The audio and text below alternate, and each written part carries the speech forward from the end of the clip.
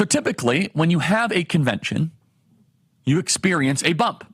You experience odds going in your favor. When Donald Trump's convention was occurring, in the betting markets, which are not scientific, it's more based on vibes, but I guess that is the new normal. The vibes of the Trump candidacy were going up.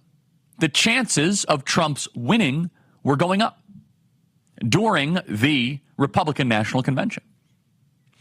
Interestingly, though, fascinating, that during this convention, this DNC, it's been 2 days, betting markets show Donald Trump going up. In fact, betting markets now give Donald Trump a 52% chance of winning the presidency, with Kamala Harris at 47%. Now, we'll see if this manifests into polling, which I am doubtful, but I cannot ever recall a convention dip. This continues to go in Trump's direction, moved 0.8 towards Trump since we checked it last night, and that is on polymarket.com. Now, to be fair, Predict It, which is another foreign-based, I think it's New Zealand-based betting market, they still have Donald Trump as the underdog, around 47% chance. Here is my theory. My theory is that Kamala Harris already had her convention. What she experienced these last 2 weeks was the equivalent of a convention. Non-stop positive media coverage. Relentless. It can only go down from here. Eventually, what goes up must come down. Gravity will eventually come to the Kamala Harris campaign. The air will be let out of the room eventually. And there's already Kamala fatigue. And I also attribute this to her making a very, very big mistake. Kamala Harris last week told the country what she planned to do. As soon as she announced her economic plan, which was widely criticized by the media. Can we get that CNN clip again from last week, please? That CNN clip?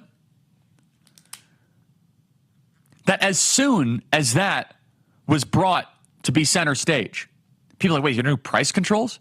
Not to mention, yesterday she said she wants to cap unrealized capital gains, or she wants to raise the capital gains tax and potentially tax unrealized capital gains.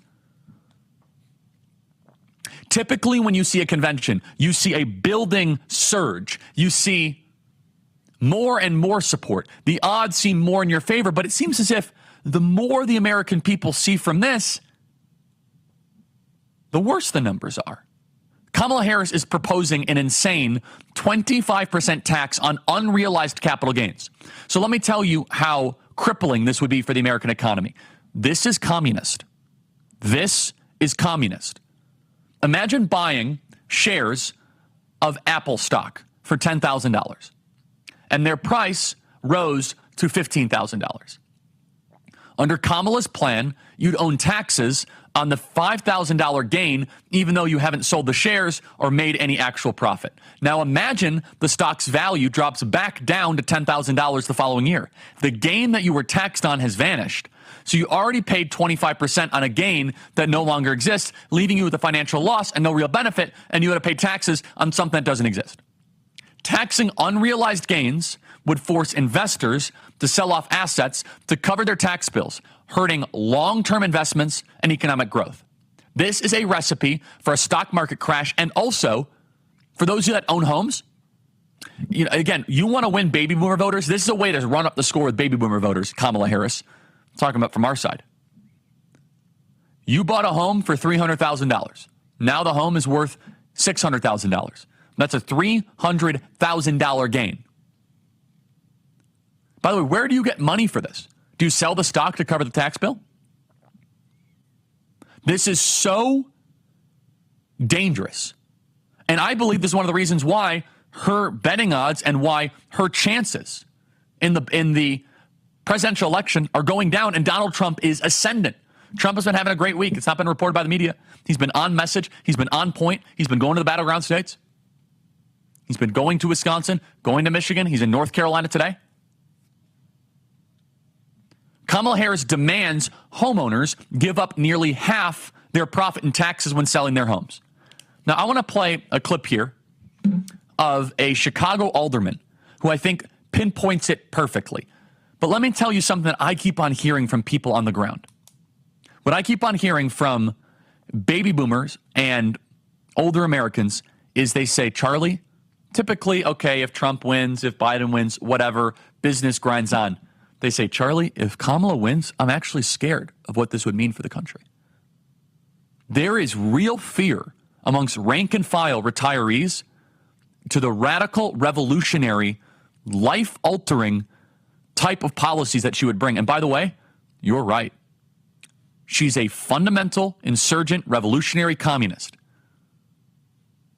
According to the Wall Street Journal, Harris endorsed Joe Biden's fiscal year 2025 budget proposal this week.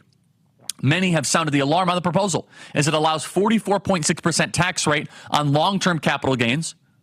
According to Yahoo Finance, Harris is likely also to decrease the threshold for the estate tax, which currently stands at $13.6 million for a single filer, which would crush farms in this country. So let's first go to CNN. This is CNN that was reporting on Kamala Harris's economic plan, which I think was the beginning of the end of Kamala-mentum. Typically, when you have these conventions, you see a big surge. We still might see that in the polling. We still might see some of the sugar high. But on the ground, and you're talking to people, and you're seeing all of a sudden Virginia within the margin of error, a state that Donald Trump lost by 10 points in 2020, is within the margin of error. There's something else happening here, and the media can only cover it up for so long. First, play cut 102. The federal ban on price gouging for groceries. You are skeptical of this. Why? We've seen this kind of thing tried in lots of other countries before. Venezuela, Argentina, the Soviet Union, et cetera. It leads to shortages. It leads to black markets, plenty of uncertainty.